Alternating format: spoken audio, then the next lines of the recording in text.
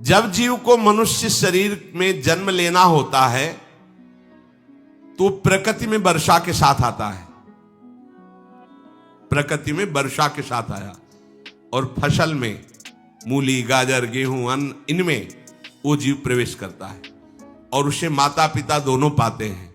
तो सप्तम धातु वीर के रूप में परिणित होता है जीव। वो वीर कण के रूप में माता के उदर में जब प्रवेश करता है तो एक रात्रि में मां का और पिता का, दोनों का वो जो वीर मिलता है, उस रज और वीर के मिलने से एक कलल सा बनता है। 5 रात्रि व्यतीत होने के बाद एक बुदबुदा सा बनता है। 10 रात्रि व्यतीत होने के बाद एक बेर की सी आकृति होती है। फिर उसके बाद उसमें धीरे धीरे मांसपेशियां बढ़ने लगती हैं। 1 महीने में उसके सिर निकल आता है। 2 महीने में हाथ पांव अंगों का विभाग होता है। 3 महीने में नख, रोम, अस्थि, चर्म, स्त्री पुरुष के चिन्ह प्रकट हो जाते हैं। 4 महीने में मांसादि 7 धातुएं प्रकट हो जाती है।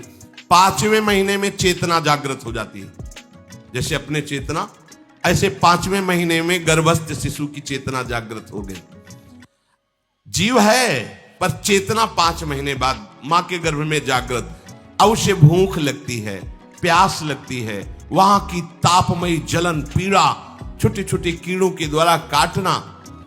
6ठे मास में झिल्ली से लपटा हुआ मां की दाहिनी कोख में कीड़े की तरह तड़पता है। उस समय माता को कड़वे और खट्टे पानी की लालसा होती है, जिससे उसके अंगों में जाकर भयंकर जलन होती है। यह है भोग। वो कृमि कीड़े की तरह तड़पता है। मलमूत्र के गड्ढे में बीच में झिल्ली में बंधा हुआ वो जीवात्मा सुकुमार तो होता है, वहां के कीड़े उसे नोचते छोटे छोटे, वो तड़पता है। माता प्रसन्न होती कि जब बच्चा हिलता है बोले है, उसकी दुर्गति हो रही, वहां भयंकर कष्ट पा रहा है। ऐसा क्लेश होता है कि क्षण क्षण में बेहोश होता रहता है। माता के खाए हुए कड़वे, तीखे, गरम, नमकीन, रूखे, खट्टे, यही पदार्थ पाने की इच्छा होती है माता, क्योंकि उसको भोग भोगना है। उसके कोमल शरीर में भयानक पीड़ा होती है जब माता ऐसे पदार्थ खाती है। गर्भाशय की झिल्ली में लिपटा हुआ, आंतों और मलमूत्र से घिरा हुआ सिर, पेट की और पीठ और गर्दन एक कुंडलाकार, ऐसे कंकण जैसा, ऐसी आकृति गर्भस्थ शिशु की होती है। पिंजड़े में बंद पक्षी के समान पराधीन, ना तो वो हिलडुल सकता है ना बोल सकता है। बड़ा असमर्थ दुख को भोग रहा है, चेतना पूरी है। इसी समय भगवान द्रवित होकर उसे ज्ञान देते हैं, गर्भस्थ शिशु को, सबको। जी उसे ज्ञान होता है तो सैकड़ों जन्म के कुकर्मों से याद आते हैं, सैकड़ों जन्म के। ओहो, ये मेरे कर्म का ही फल, मैंने ऐसे कर्म किए इसलिए दुख भोग रहा हूं। बेचैन हो जाता है, कैसे निपट पाऊंगा, सैकड़ों जन्म के कर्म जमा है।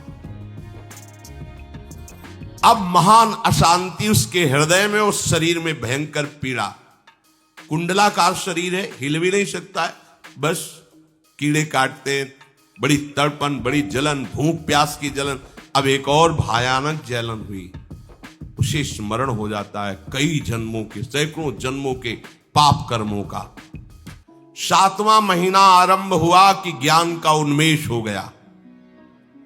अब प्रसूति वायु उसे चला रही है, तड़पता है वो। सप्त धातु में स्थूल शरीर से बंधा हुआ वो जीव भयभीत होकर के पुकारता है, अगर कोई भगवान है तो एक बार मुझे यहां से निकाल दे। वो विनय करता है भगवान से,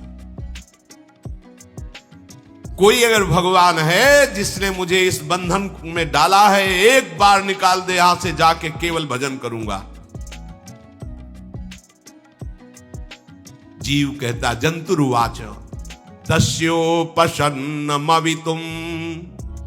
जगदिच्छयात् नाना तनोर्भुवि चलच्चरणारविंदम सोहम ब्रजामि शरणम रकुतो भयम में एने दृशी गतिरदर्श सतोनुरूपा। हे प्रभु, मैं बड़ा अधम हूं। ये ज्ञान भगवान की तरफ से गर्भस्थ शिशु को होता है। देखो, स्वयं वो इतना कष्ट पा रहा है, फिर जब आप गर्भ हत्या करते हैं तो आपका पाप कितना बड़ा होगा, सोचो। सब माताओं से विनय है, संयम से रहो, सावधान रहो। ये हत्या ऐसी नहीं कि तुम्हारे दान पुण्य से क्षमा हो जाएगी।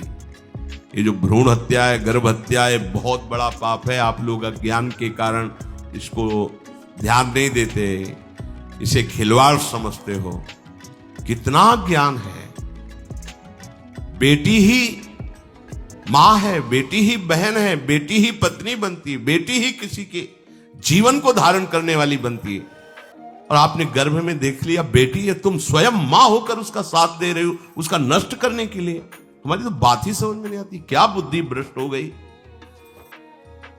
अगर पुरुष का इतना महत्व है तो बेटियां ना हो तो तुम्हारी कौन सी गति होगी, सोचो जरा। जीना मुश्किल हो जाएगा तुम्हारा। तुम पुरुष किस काम के रह जाओगे। तुम्हारा अर्धांग काट दिया जाए तो तुम कैसे होगे। ये स्त्री स्वरूप अर्धांग है। जिस घर में मां बहन नहीं है, स्त्री स्वरूप नहीं, स्मशान जैसा वो होता है। ध्यान दीजिए, ये बहुत बड़ी गलती है जो अपनी बेटियों की हत्या करते हैं। ये वो पाप है जो अक्षम्य अपराध है। स्त्री हत्या करना शास्त्रों में बहुत बड़ा पाप कहा गया है। फिर वो तो बच्चा है, बिल्कुल नहीं। जिनसे हो गया है, श्रीमद् भागवत का सप्ताह मूल संस्कृत से सुनो और भगवान से प्रायश्चित प्रार्थना करो कि हे नाथ, भूल से गलती हो गई, दूसरा कोई उपाय नहीं। ध्यान से समझ लीजिए, तुम्हारे भ्रूण हत्या, गर्भ हत्या के पाप को नष्ट करने में एकमात्र श्रीमद् भागवत समर्थ है, दूसरा कोई नहीं। कोई दान पुण्य तीर्थ स्नान तुम्हें क्षमा नहीं कर पाएगा। यह ऐसा महापाप है। अगर हृदय में जलन करके और मूल संस्कृत के द्वारा पूरी 7 दिन में भागवत श्रवण की जाए नियम से, तो भागवत समर्थ है, इस हत्या के पाप से भी आपको मुक्त कर देगी। जिनके ऐसे हत्या हो गई हो करवा लो, नहीं तो बुद्धि आगे भ्रष्ट करके तुम्हें हरि गुरु से विमुख कर देगा। ये पाप ऐसा नहीं कि तुम्हें 2-4 माला घुमाने से क्षमा हो जाएगा। ये महत अपराध है। सबकी समझ में नहीं आता, समझ जाओ, नहीं तो आप जहां भी हो वहीं से भ्रष्ट कर देगा। ये अपराध नष्ट नहीं होगा, श्रीमद् भागवत की कृपा से नष्ट हो जाएगा। ये हमें बहुत विश्वास है। श्रीमद् भागवत सप्ताहिकी ये है ही महामहिम। प्रेत योनि को प्राप्त धुंधकारी को सीधे भगवत पार्षद स्वरूप देकर परम पद में आरूढ़ कर दिया। केवल 7 दिन की मूल संस्कृत एक भी श्लोक नहीं छूटना चाहिए। अगर सप्ताहिकी का पारायण हो तो इस भ्रूण हत्या, गर्भ हत्या से भी निवृत्ति मिल जाए। अब वो जीव भगवान को पुकारता है, मैं बड़ा नीच अधम हूं। भगवान, आपने जो मुझे गति दिखाई है तो मेरे कर्म के अनुसार ही है, आपका इसमें कोई दोष नहीं। हम लोग जब कष्ट भोगते तो भगवान से कहते हैं हमने तुम्हारा क्या बिगाड़ा। भगवान ने नहीं बिगाड़ा, तू खुद देख क्या बिगाड़ लिया अपना। करो पापाचरण। अब देखो, हमने तो जीवन में कोई पाप नहीं किया और कितने गर्भ हत्या की है, कितनी खिलवाड़ समझे हो। ये बिल्कुल भयावह चीज है, आप लोगों को नहीं। हम बार बार इसीलिए कह रहे कि भयावह वस्तु है, तुम्हें बहुत ऊंचाई से घसीट के भ्रष्ट कर देगी। बहुत होश में हो, भूल के कभी ऐसा न करना जहां तक हमारी आवाज पहुंचे, जहां तक सुनाई दे। गर्भ हत्या मत करना, संयम से रहो। इस तरह का व्यवहार मत करो कि तुम्हारा मनुष्य जन्म ही व्यर्थ चला जाए। इसमें तीनों को बराबर दंड मिलेगा। गर्भ हत्या कराने वाला, गर्भ हत्या की प्रेरणा देने वाला और गर्भ हत्या में सहयोग देने वाला, जो औषधि डॉक्टर या जो भी, तीनों को दुर्गति होगी। माता, पिता, प्रेरक और कर्ता। ऐसा नहीं कि आप डॉक्टर हो तो आपको गर्भ हत्या करने का अधिकार नहीं। आप डॉक्टर हो दूसरे के शरीर को स्वस्थ करके निरोग करने के लिए, हत्या करने के लिए नहीं। कोई भी हमारा संविधान ऐसा आदेश नहीं करता कि आप गर्भ हत्या कर दो, ना भागवतिक और ना भारतीय संविधान। ऐसा संविधान आदेश नहीं करता। अब वो जीव कह रहा है कि प्रभु मेरे योग्य ही है, आपने जो मुझे दंड दिया। मैंने सुना है कि आपकी शरण में जो आता है आप उसकी रक्षा कर लेते हैं। आपकी जो शरण में हो जाता है वो इस भूमि पर, भारत भूमि पर, विश्व पर निर्भय विचरण करता है, कोई उसे भय नहीं प्रदान कर सकता। प्रभु मैं इस माता के उदर में माया का रहस्य न जानने के कारण ऐसे कर्म किए कि मैं आ गया हूं, बहुत दुख पा रहा हूं। हे निर्विकार अखंड बोध स्वरूप परमात्मा, मैं बार बार नमस्कार करता हूं। प्रभु मेरे ऊपर कृपा कर दो, एक बार इस गर्भ से निकाल दो, मैं यहां से बाहर जाकर आपका निरंतर भजन करूंगा। ये वादा करके आए हम प्रभु से सब। प्रभु ने करुणा करके हमें चांस दिया है मनुष्य शरीर। प्रभु मैं बहुत जन्मों से इस समय स्मृति आ रही देख रहा हूं, कर्मों में भटकता रहा आपसे विमुख होकर के। ये जो मुझे अभी ज्ञान हो रहा है केवल आपकी कृपा से तत्कालिक है, तत्कालिक। एक तत्कालिक वैराग्य होता है, जैसे कथा सुनियो मन में आया कि अब तो भजन ही करना है। ये तत्कालिक है, स्थायी नहीं है। इसे स्थायी बनाओ। प्रभु आप अंतर्यामी हो, आप सब कुछ जान रहे हो। तीनों तापों की शांति के लिए भक्तजन आपका भजन करते हैं। मैं देहधारी होकर जीव माता के उदर में मलमूत्र से रुधिर की झिल्ली में फंसा हुआ माता की जठराग्नि के ताप से जल रहा हूं। प्रभु एक एक क्षण में यहां विकल होकर केवल इंतजार कर रहा हूं कि किस समय मुझे यहां से निकाला जाएगा। दीन बंधु यहां से कब मैं निकलूंगा। स्वामिन आप बड़े दयालु हो। आप जैसे उदार प्रभु ने मुझ गर्भस्थ शिशु को यह ज्ञान दिया। हे दीन बंधु आप अपनी कृपा से प्रसन्न हो जाइए। प्रभु एक बार निकाल दीजिए, मैं ऐसा भजन करूंगा कि दोबारा संसार के दुख में नहीं आऊंगा। कपिल भगवान कहते हैं, हे माता, वो गर्भस्थ बालक शिशु भगवान से प्रार्थना करता है, भगवान का आदेश होता है, तत्काल प्रसव वायु धक्का मारती है। जे ही प्रसव वायु धक्का मारती तो उसको ऐसा भयंकर कष्ट होता है, जैसा पीछे लिखा है कि जैसे जिंदा किसी की चमड़ी उतारी जाए, ऐसा मां के गर्भ से निकलते समय उसे कष्ट होता है। वो अत्यंत कष्ट से व्याकुल होता है। उसी समय उसका वो ज्ञान नष्ट हो जाता है जो भगवान ने दिया था। उस समय उसकी श्वास की गति रुक जाती, जैसे किसी का गला दबा दिया जाए तो कैसा लगेगा।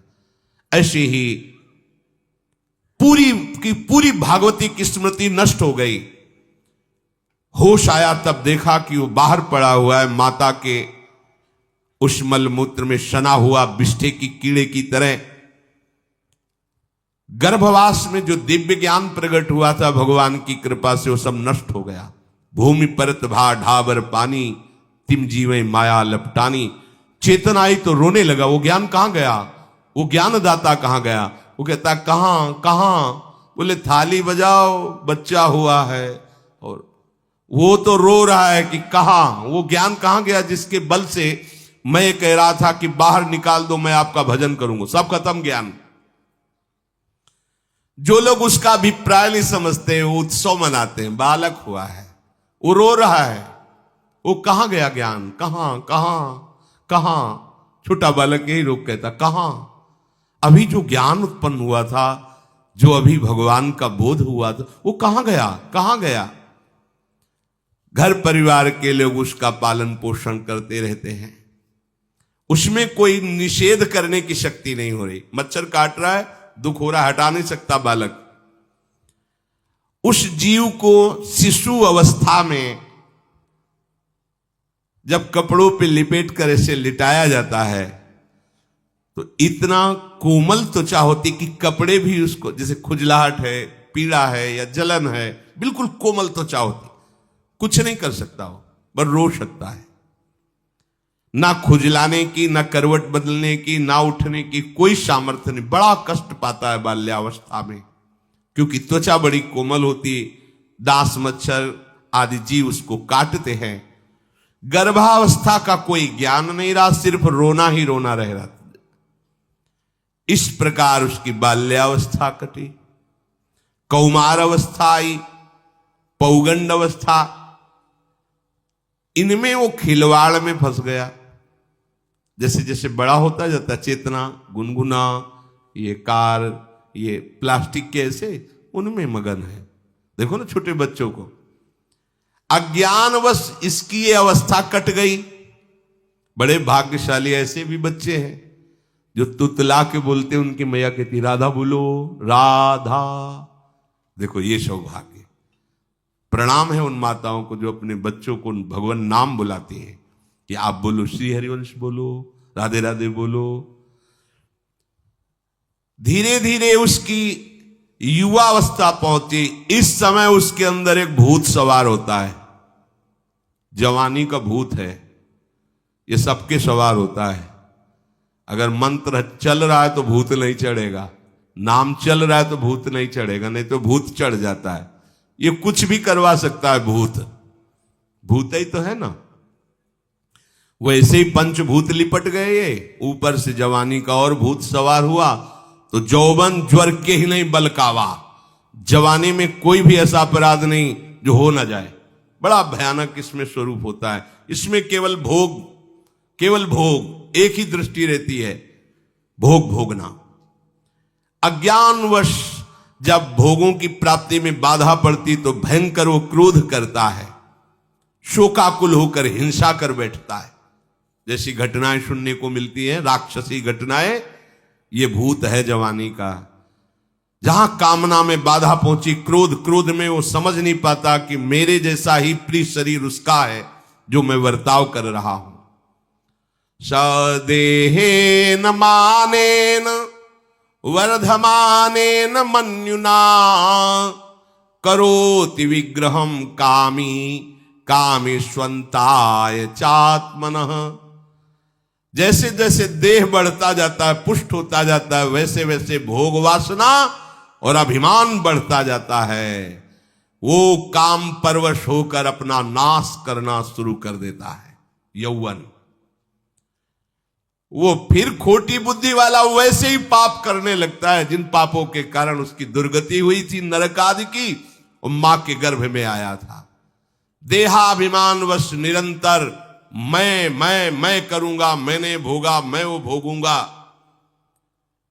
उसे ये ज्ञान नहीं रहता कि मैं वादा करके आया हूं कि भजन करूंगा और इस संसार से मुक्त हो जाऊंगा। भूल गया। इसी शरीर से उसको फिर भयंकर कष्ट भोगने पड़ेंगे। इसी का नाम संसार चक्र है।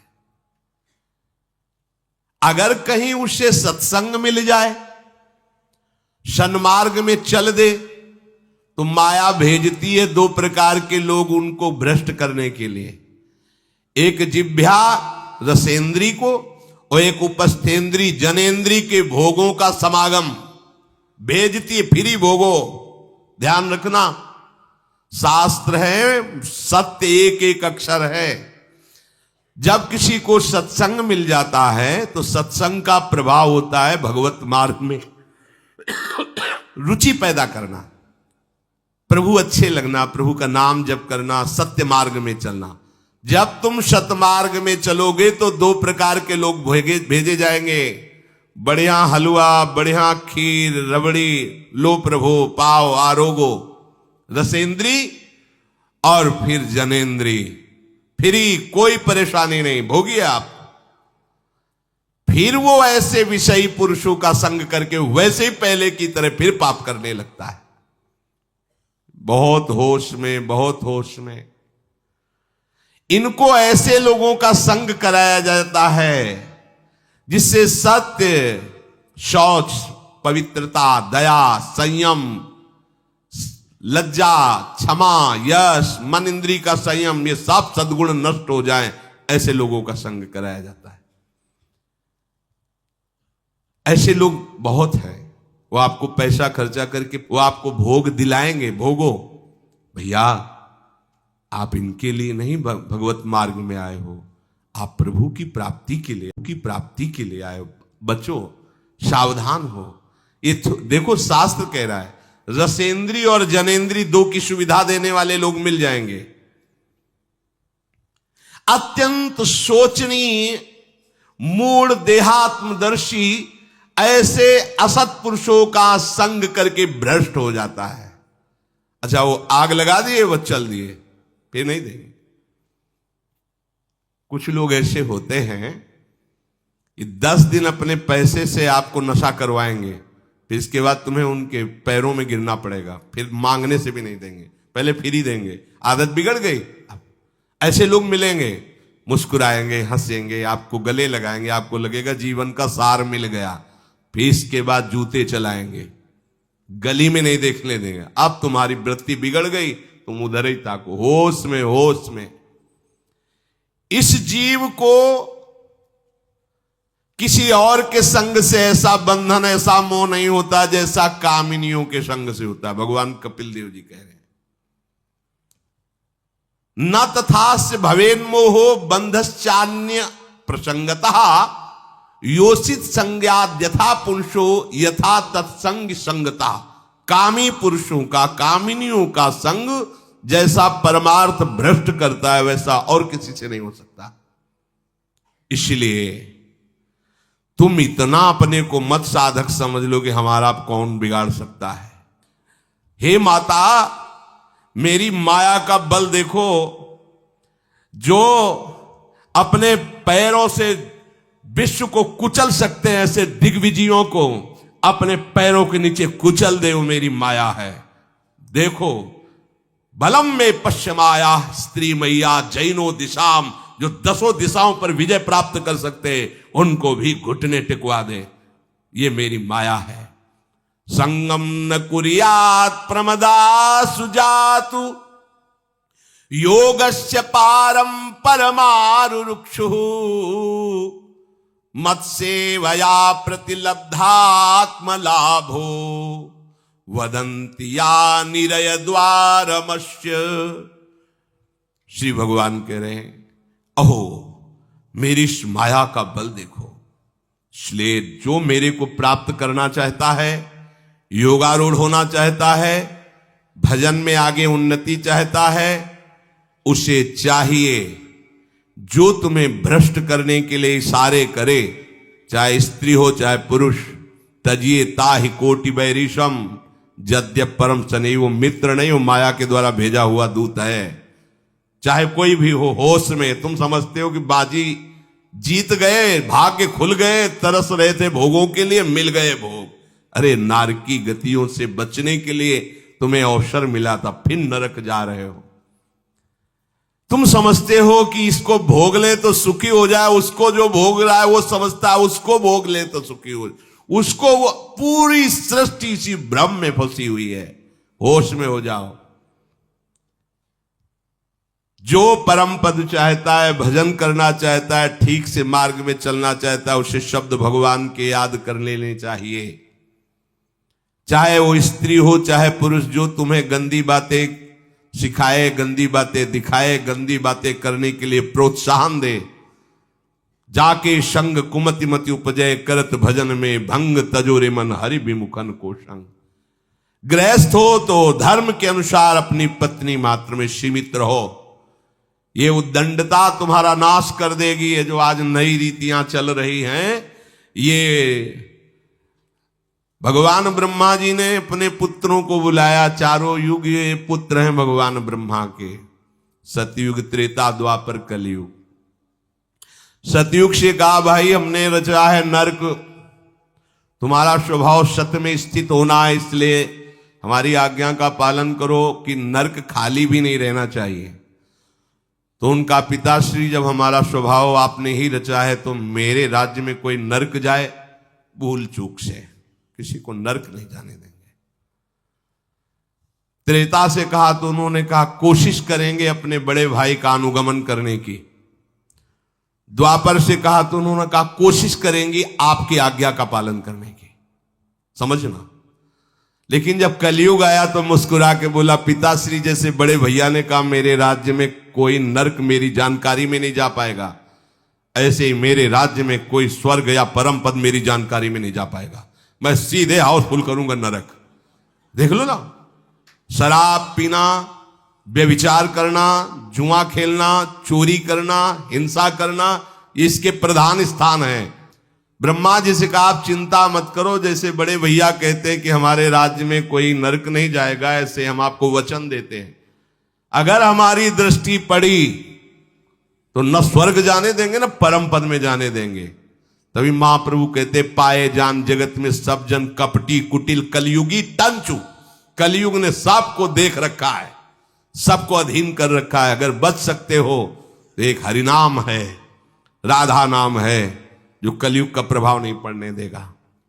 इसलिए होश में, चाहे वो पुरुष हो या स्त्री हो, रिश्तेदार हो, नातेदार हो, कोई हो, जिसके संग से भोग वासना बढ़े, भगवत विमुक्ता हो, दूरी बना लो, तत्काल दूरी बना लो। वो मित्र नहीं, वो भारी दुश्मन है, जो तुम्हें फिर वही दुर्गति में ले जाएगा जो गर्भ में वादा किया वो नहीं कर पाओगे।